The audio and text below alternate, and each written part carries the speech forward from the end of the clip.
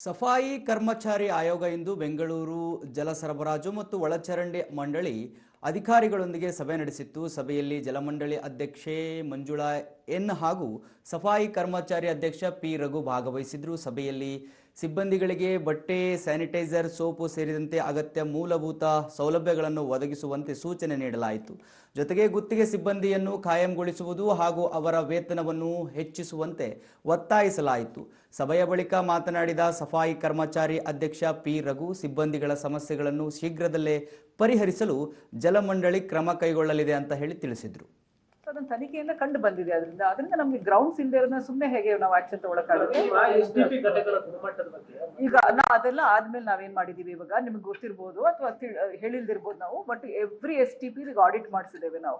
IAC ಮುಖಾಂತರ quality ಏನ್ ನಡೀತಾ ಇದೆ ಅನ್ನೋದನ್ನು ತನಿಖೆ ಮಾಡಿಸ್ತಾ ಇದೀವಿ. ಅದ್ರ ಜೊತೆಗೇನೆ ಅದು ಆಡಿಟ್ ರಿಪೋರ್ಟ್ ತಗೊಂಡ್ಬಿಟ್ಟು ಏನೇನ್ ವ್ಯವಸ್ಥೆಗಳಲ್ಲಿ ಏನಾದ್ರು ಲ್ಯಾಪ್ಸಸ್ ಇದೆಯಾ, how we can improve it, ತಾಂತ್ರಿಕವಾಗಿ ಏನ್ ಮೈಂಟೈನ್ ಮಾಡ್ತಾ ಇದ್ರೆ ಅದ್ರಲ್ಲಿ ಏನಾದ್ರು ಪ್ರೊಸೀಜರಲ್ ಲ್ಯಾಪ್ಸಸ್ ಇದೆಯಾ, ಅದನ್ನೆಲ್ಲ ತನಿಖೆ ಈ ಆಡಿಟ್ ಮುಖಾಂತರ ಹೇಳ್ತಾರೆ ನಮ್ಗೆ ಏನೇನ್ ಮಾಡ್ಬೇಕು ಅಂತ.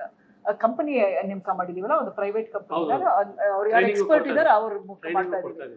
ಅದಲ್ಲದೆ ನಾವೇನ್ ಮಾಡಿದ್ವಿ, ಎಲ್ಲ ನಮ್ಮ ಕಾರ್ಮಿಕರು ಇದು ನಮ್ಮಲ್ಲಿರೋ ಇರ್ಬಹುದು, ಸ್ವಚ್ಛತಾ ಕಾರ್ಮಿಕರು ಪ್ಲಸ್ ಕಾಂಟ್ರಾಕ್ಟ್ ಬೇಸಿಸ್ ಅಲ್ಲಿ ಯಾರು ಏಜೆನ್ಸಿ ಮೂಲಕ ಬಂದಿರೋ ಅವ್ರೆಲ್ಲಾರ್ಗು ಕೂಡ ಸೇಫ್ಟಿ ಮತ್ತೆ ಸುರಕ್ಷತೆ ಬಗ್ಗೆ ಟ್ರೈನಿಂಗ್ ಕೊಡ್ತಾ ಇದೀವಿ.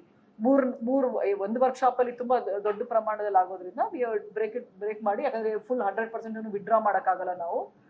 STP ಆಪರೇಷನ್ಸ್ ಕೂಡ ನಡೀತಾ ಇರುತ್ತೆ. ಅದ್ರಲ್ಲಿ ಈಗ ಆಲ್ರೆಡಿ 2 ವರ್ಕ್ಶಾಪ್ ಮುಗಿಸಿದೀವಿ. ಇನ್ನ ಒಂದು ವರ್ಕ್ಶಾಪ್ ಮಾಡಿ ಎಲ್ಲರನ್ನೂ ಕವರ್ ಮಾಡ್ತೀವಿ.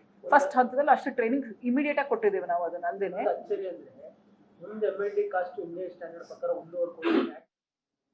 ತುಂಬಾ ಈ ಸಮಾಜದಲ್ಲಿ ನೇರವಾಗಿ ಏನು ಈ ಒಂದು ಸ್ವಚ್ಛತಾ ಕಾರ್ಯದಲ್ಲಿ ಮಾಡ್ತಾ ಇರೋದಕ್ಕಂತ ಮಲನ ಮತ್ತೆ ಈ ಡ್ರೈನೇಜ್ ಜೊತೆ ನೇರ ಸಂಪರ್ಕದಲ್ಲಿ ಇವರು ಕೆಲಸ ಮಾಡ್ತಾ ಇದ್ದಾರೆ. ಅವರು ಮಾಡ್ತಾ ಇರ್ತಕ್ಕಂಥ ಕೆಲಸಕ್ಕೆ ಔಟ್ಸೋರ್ಸ್ ಅಲ್ಲಿ ಸಿಗ್ತಕ್ಕಂಥ ಸಂಬಳ ಅವರ ಜೀವನ ಮಟ್ಟನ ತುಂಬಾ ಸುಧಾರಿಸೋದಕ್ಕೆ ಸಾಧ್ಯ ಇಲ್ಲ, ತುಂಬಾ ತೊಂದರೆಯಲ್ಲಿದ್ದಾರೆ.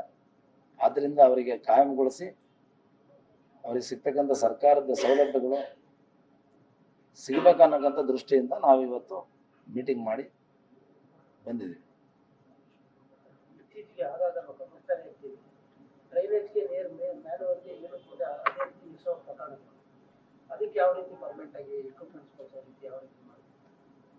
ಇಲ್ಲ, ಈಗ ಡ್ರೈನೇಜ್ಗೆ